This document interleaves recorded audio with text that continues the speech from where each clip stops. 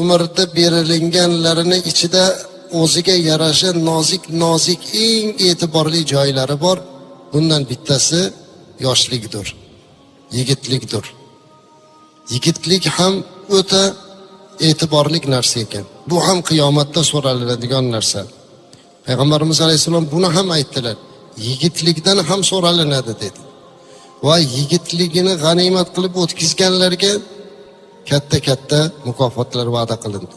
Mana shunday mukofotlardan bittasi arshning soyasida rohat olishlikdir. Sahoba-i kiromlar o'zlarini yigitlik davrlarini, yoshlik davrlarini Payg'ambarimiz alayhissalomning xizmatlariga sarflaganlar. Jumladan mana shunday yigitligini, yoshligini, o'smirligini g'animat bilgan sahobalardan birlari Anas ibn Malik radhiyallohu anhu hisoblanadi.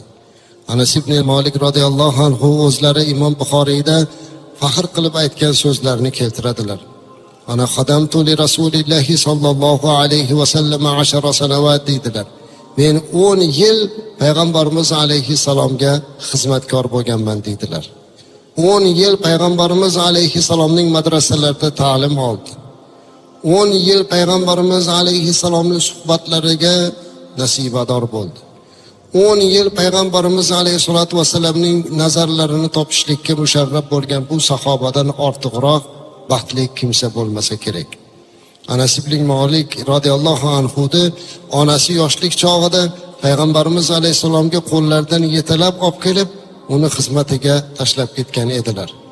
Shuning uchun ham Anas ibn Malik radhiyallohu anhu buyuk sahobalardan bo'lib, juda ham ko'p hadis rivoyat qilganlarni ro'yxatida turadilar. Va albatta o'z qavllariga, o'z so'zlariga ega bo'ladilar. Juda ko'p kitoblarimizda Anas ibn Malik radhiyallohu anhu rivoyat qilgan hadislardan tashqari Anas ibn Malik radhiyallohu anhuning o'z so'zlari ham, o'zlarini ilmga bo'lgan targ'iblari ham, duolari ham ko'p joylarda zikr qilinib keladi. Agar e'tibor qilsak, bu ayni mana shu yigitlikni, o'smirlikni g'animat bilmoqlik. Shuning uchun biz bugun g'animat haqida, umrni ne'mati haqida gapirar ekanmiz. Yoshlarimiz, yigitlarimiz ayni mana shu damda o'zlarini, vaqtlarini bekorga o'tkazmasliklariga harakat qilmoqliklari kerak.